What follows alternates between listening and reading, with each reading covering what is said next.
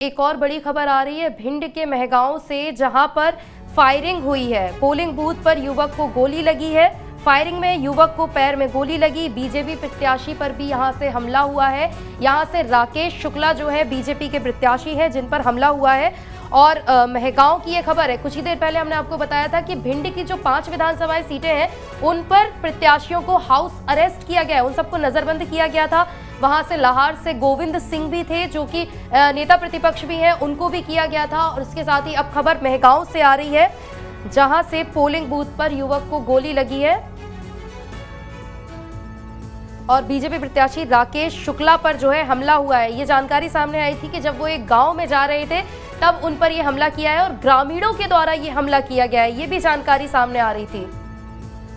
सुबह से हम देख रहे हैं कि इस तरह की हिंसाई खबरें लगातार आ रही हैं मध्य प्रदेश से। भिंड मुरैना में ज़्यादा इसका असर नज़र आ रहा है। इंदौर में भी इस तरह की घटना हुई है, छत्तीसगढ़ में भी हुई है। तो मतदान का दिन है और मतदान के दिन इस तरह की घटनाएं होना बड़ा चिंता वाली बात है।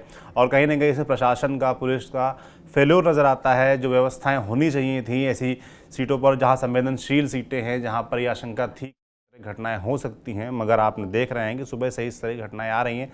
जाहिर सी बात है कि इसका असर वोटिंग परसेंटेज पर भी पड़ेगा। सुबह आपने देखा कि कांग्रेस के प्रत्याशी थे, उनके साथी ड्राइवर की कुचलकर हत्या कर दी गई। और अब ये खबर आ रही है कि यहाँ भिंड में राजेश शुक्ला जो प्रत्याशी हैं, उनके ऊपर हमला करने का आरोप है गांव में। उन पर तो हमला किया ही गया है। साथ ही देखिए पोलिंग बूथ पर ये जो शख्स अभी आया था, तस्वीरों में आपने देखा, पोलिंग बूथ पर गोलीबारी हुई है और इसके पैर में गोली लगी है।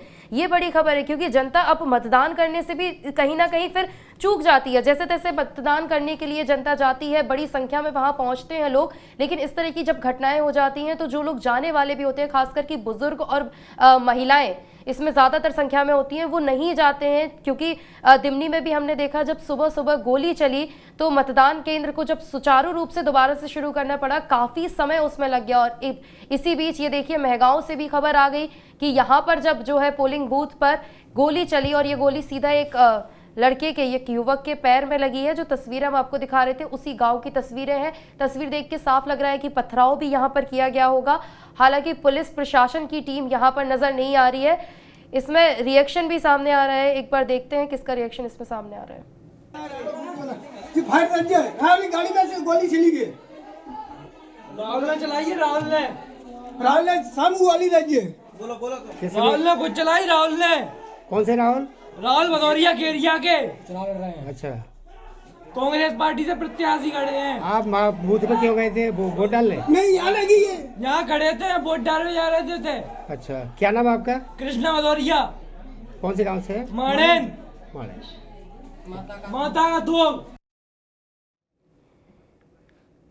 देखिए ये मतदाता था वो जिसको पैर में गोली लगी है। ये उस दौरान घटना हुई थी जब ये लोग मतदान केंद्र पर मौजूद थे। और ऐसी ही खबर कुछ देर पहले भी सामने आई थी। यही गांव मेहगांव था जहां से जो बीजेपी के प्रत्याशी राकेश शुक्ला हैं, जो तस्वीरों में भी नजर आ रहे थे, उनको भी पैर में, उन पर हमला किया गया है, जिसमें पैर में उनको चोट आई थी।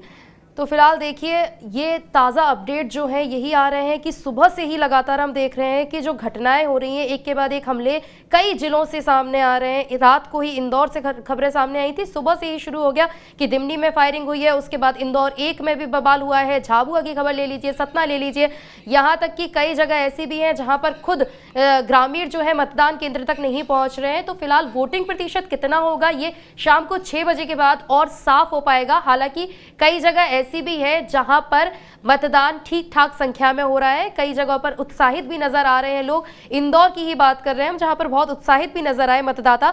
लेकिन कई जगहों पर जब ऐसे हमले हो रहे हैं तो उसका असर शाम को 6 बजे के बाद देखने को पता चलेगा कि क्या असर होता है।